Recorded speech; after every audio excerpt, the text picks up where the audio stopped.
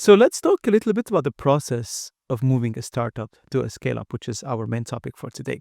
So many startups struggle with this transition, right? In your experience, what are the key indicators that a company is ready to scale? I think you've got to, this magical term of product market fit. You breaking that down, you've achieved product market fit. So you have repeatable business, you have a proven revenue model, and you have some initial customers. If we think about things in the B2C or the B2B case, you have you have some initial customers and they've shown retention.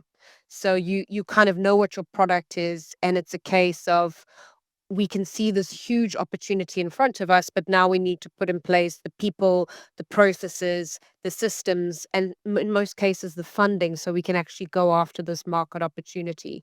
So I really think you've tested where the business there's a fit for that particular business and there's a market for that business. And you're now just at a point where in order to go after this huge opportunity, you need to actually put all of the factors which I've mentioned behind you so you can go and do that. Hmm. I see. I see. Uh, what are some common or big mistakes founders usually make when trying to do to do the scale up or to scale up too early, or let's say too aggressively sometimes? I think the product market fit, and again, it's understanding whether there's a market for you, the product that you're offering, and you're clear on what the value that you deliver to whoever your specific customer is. So assuming that piece is done, because obviously you can pivot, but pivoting when you've hired people in seats to do a particular role and then you need to change the strategy is tricky.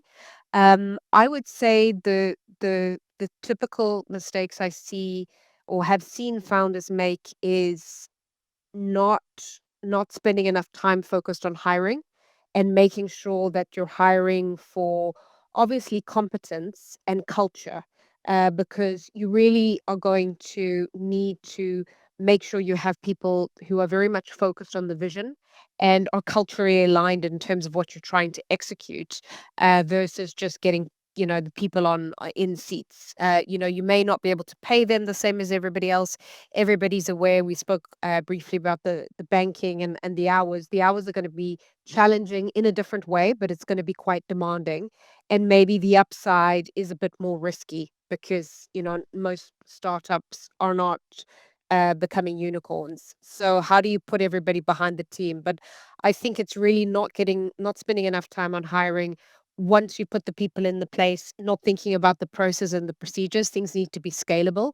And sometimes failing to delegate and failing to put into those processes because it's easier for the founder to do it. They can be it more efficient, but then the kind of business never grows beyond them.